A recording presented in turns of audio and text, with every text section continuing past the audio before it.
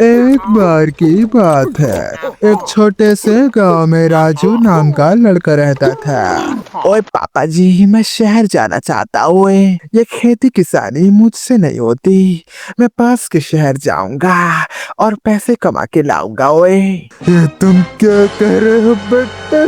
तुम्हें पता है ना, गांव को छोड़कर बाहर जाना खतरे से खाली नहीं। ओए पापा जी, आप कब तक इन सब बातों का यकीन करेंगे? मुझे इन सब बातों पर बिल्कुल यकीन नहीं है। इसी मानसिकता की वजह से हमारे गांव के लोग कभी आगे नहीं बढ़ पाए और बस खेती किसानी करने में रह गए। तुम्हारे ये सब कहने का मतलब क्या है?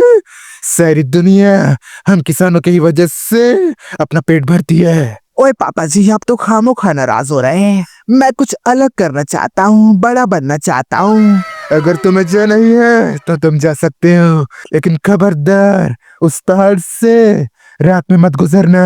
ओए पापा, कुछ नहीं होगा। ओए, गांव वालों को बचपन से ही बात से डराया गया था कि उस पहाड़ में चुड़ैल रहती है, लेकिन आपने वो सब कहाँ देखा है? ये सब मन घड़त बातें हुए।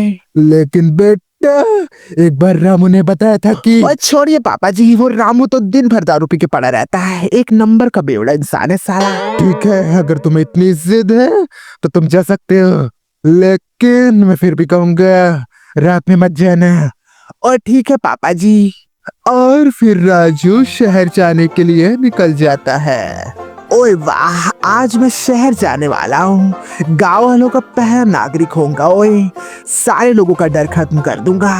ओए, लेकिन मैं तो शाम को ही जाऊंगा। ओए, सबको बता दूंगा कि पहाड़ों में कोई चुड़ैल नहीं रहती। पापा जी को बताकर जल्दी निकल गया, लेकिन दिन भर मुझे यहीं आसपास घूमना पड़ेगा। ओए, और फिर शाम हो गई। ओए चलो पहाड़ों में। और राजू, इतने शाम को कहाँ जा रहा है?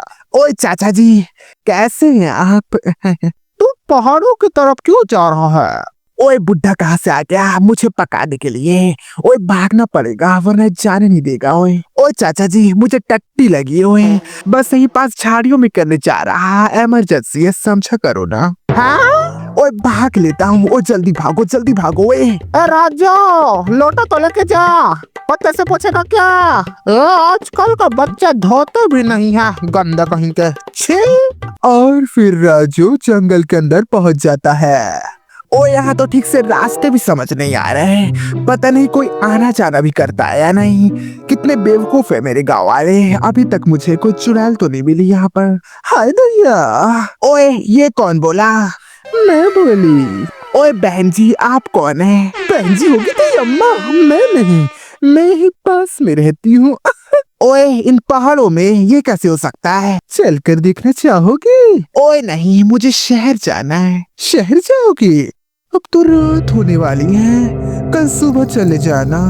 आज रात मेरे घर रुक जाओ, डिनर भी कर लेना। नहीं मैडम, आपको खामोखा तकलीफ होगी। इसमें कैसी तकलीफ? देखकर तो लग रहा है आपको भूख लगी है और आप थके हुए भी लग रहे हैं। शहर यहाँ से बहुत दूर है, आपको आराम करके जाना चाहिए। ओए अगर आप इतना कह रही हैं तो मैं रुक जाता हूँ। और इसके बाद राजू उस लड़की के साथ रुकने चला जाता है। वैसे आप यहाँ पर कब से रह रही हो? मैं तो काफी सालों से यहाँ रहती हूँ। अरे वाह, मेरे गांव वाले तो इस पहाड़ पर आते ही नहीं है। उनका कहना है क्या एक चुड़ैल रहती है। ओए बड़े मंदबुद्धि लोग हैं। आप एक बार मेरे गांव चलिएगा, उन्हें मैं आपके बारे में भी बताऊंगा, तब जाकर उनका डर दूर होगा। आप बड़ी मजाकिया हैं। ओए मैं सच कह रहा हूँ। ओए वैसे आपको ऐसे शाम को नहीं जाना चाहिए, आसपास जंगली जानवर भी तो होते हैं। ओए मैं गांव वालों को गलत साबित करने के चक्कर में शाम को निकला, लेकिन इस बारे में तो मैंने सोचा ही नहीं था। इसके बाद औरत राजू को अपने घर ले जा लेती है। ओए वाह, कितना अच्छा घर है। ओए जिसके बाद औरत राजू को खाना खिला कर सुला देती है और राजू बड़ी ही गहरी नींद में सो जाता है। ओए बहुत भारी नींद आ रही है। ओए ओए मेरे पैर में गीला गीला सा क्या लग रहा है? ओए ओए मेरी आंखें भी नहीं खुल रही हैं। और फिर सुबह हो गई। राजू को उठने के बाद बहुत कमजोरी महसूस हो रही थी और उसके पैरों में दर्द भी हो रहा था। जिसके बाद उस औरत से कहता है, ओए आपका बहुत बहुत शुक्रिया कि आपने मुझे अपने घर में रुकाया। वैसे माफ कीजिएगा, मैंने अब तक आपका नाम नहीं पूछा। मेरा नाम शीला है। ओए वाह, बड़ा अच्छा नाम है। मुझे सब राजू बुलाते हैं। खाना खिलाने के लिए भी आपका बहुत बहुत शुक्रिया। मैं आपसे फिर कभी मिलने आऊंगा, लेकिन अब मुझे जाना होगा। ओए क्या कहा? आप जा रहे हैं? आप मुझे छोड़कर नहीं जा सकते। ओए आप रो क्यों रही हैं? ओए मेरा इस दुनिया में कोई नहीं है। आप आए तो मुझे ऐसा लगा मेरा कोई अपना मेरे साथ है, लेकिन अब आप भी मुझे छोड़कर चले जाओगे।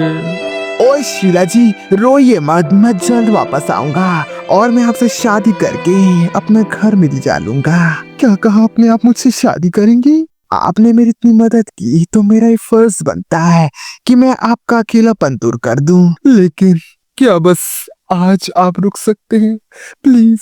जिसके बाद शीला उसे शहर जाने से रोक लेती है और उस रात भी राजू के पैर में ठंडा ठंडा सा एहसास होता है। उसकी आंखें इतनी भारी नींद में थीं कि वो खोल ही नहीं पा रहा था। ये क्या हो रहा है मेरे साथ? दूसरे दिन राजू जाने के लिए निकलता है और इस बार वो पहले से भी ज्यादा कमजोर हो चुका था। ओए मेरे पैरों में बहुत दर्द हो रहा है और पता नहीं क्यों इतनी ज्यादा कमजोरी लग रही है मुझे, लेकिन मुझे तो शहर जाना ही पड़ेगा। ओए अरे राजू जी, ऐसा मत कीजिए।